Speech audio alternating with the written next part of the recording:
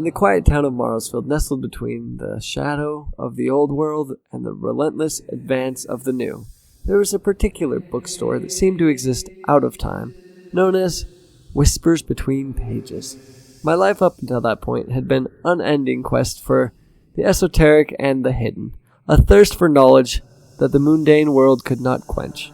This quest led me to the doorstep of the Whispering Pages. Drawn by the tales of his collection of the arcane and the occult, the owner, Mr. Eldritch, was a man who seemed as much of a relic as the tone that filled his store. His eyes, deep and knowing, seemed to pierce through the veil of reality itself, seeing into the very core of those who dared enter his domain. Rarely do we see a soul brave enough to delve into the depths of knowledge we house, he whispered, his voice carrying the weight of untold secrets. As I wandered the labyrinth aisles, the air was thick with a scent of ancient parchment, and the faint, almost impeccable murmur of voices from ages past. It was the most secluded corner of the store that I discovered a book with no title, its cover worn by time, seemingly insignificant, yet compelling. Its pages whispered to me, a siren's call that I could not resist. "Ah, you found a particular, my friend," Mr. Eldritch remarked, materializing beside me as I conjured by the shadows. "Tread carefully, for this one holds truths not meant for the fragile fabric of our reality."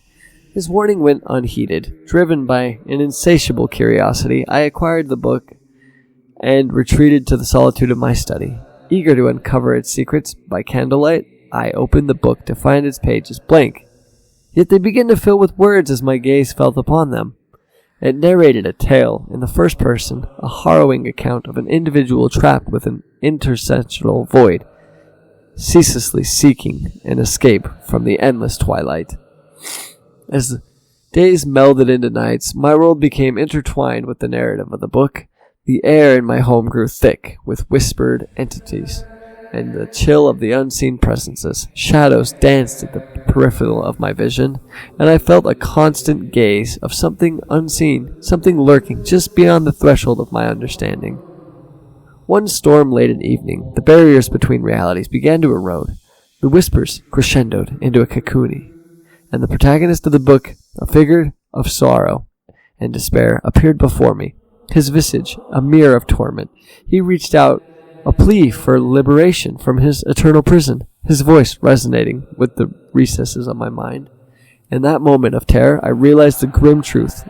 The book was not merely a vessel for a story, but a gateway, and the price of his freedom was my own imprisonment.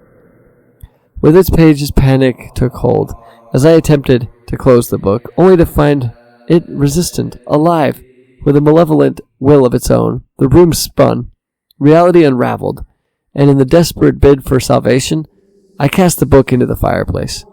The screams of the damned filled the air as the flames consumed it until silence reclaimed the night. The aftermath left me in the world that seemed familiar yet forever altered. The whispers had ceased, but their echoes haunt my every moment. I had a glimpse beyond the veil, and I touched the void, surviving an encounter that had no right to be survived. Compelled by a force I could neither understand nor resist, I returned to where Whispers Between Pages once stood, only to find an empty lot, as if the bookstore had never been there, but a figment of my imagination. Yet the memories remained too vivid, too visceral to deny. The tale of the bookstore and its ergonomic owner became a legend in Marrowfield, spoken in hushed tones and speculative whispers. But I alone knew the truth. A custodian of secrets, too perilous for the world to bear. I pen this narrative as a caution, because a beacon for those who, like myself, are drawn to the shadows in search of understanding. Beware the allure of the forbidden knowledge, for those are the truths that gnaw at the foundation of reality, eager to be freed. Remember my tale. Within it lies a warning. Some doors, once opened, cannot be closed, and some stories, once begun, determined to be finished. And yet, so I leave you with this final thought. In the quiet town of Marrowfield, where the past and present intertwine, there lies a story of a bookstore that both was and was not, and of a book that whispers, still, waiting for the next curious soul to turn its pages. Thank you. I love you. And I want you to know you're cute.